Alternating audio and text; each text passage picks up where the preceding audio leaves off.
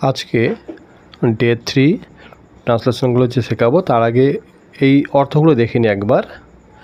প্রথম বলছে আমি, দাগ দিয়ে দিই একটুখানি, এইগুলো আই মানে আমি,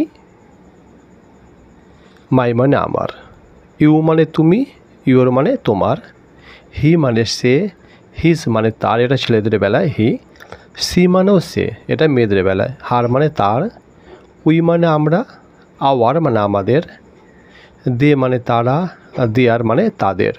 প্রথম লিখেছি আমি বিদ্যালয়ে যাই, আই গো টু স্কুল। আমি আমার মায়ের সাথে বিদ্যালয়ে যাই।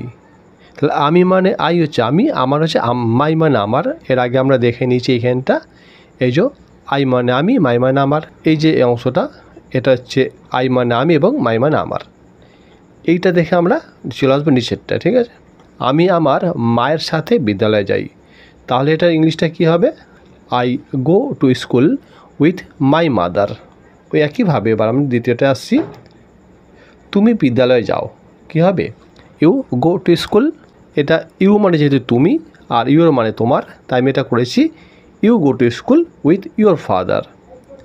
নিচে আছে সে বিদ্যালয়ে যায়, ঠিক আছে। সে মানে ছেলেদের বেলায় এটা পুংলিঙ্গ আছে, তাহলে হি হবে হি গোস টু স্কুল। সে তার বাবার সাথে বিদ্যালয়ে যায়, তাহলে এটা কী হবে? He goes to school with his father. Okay, সে বিদ্যালয়ে যায়, সি গোজ টু স্কুল।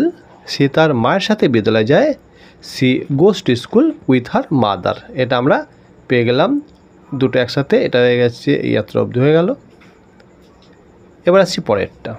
আর আমরা আমাদের পিতামাতার সঙ্গে, পিতামাতার এখানে একটু ভুল হয়েছে, র হবে পিতামাতার। ওকে, তাহলে এখানে আছে আমরা আমাদের পিতামাতার সঙ্গে বিদ্যালয়ে যাই, we go to school with our parents. আমরা আমাদের পিতামাতা অর্থাৎ বাবা মায়ের সঙ্গে বিদ্যালয়ে যাই। তারা বিদ্যালয়ে যায়, দে গো টু স্কুল।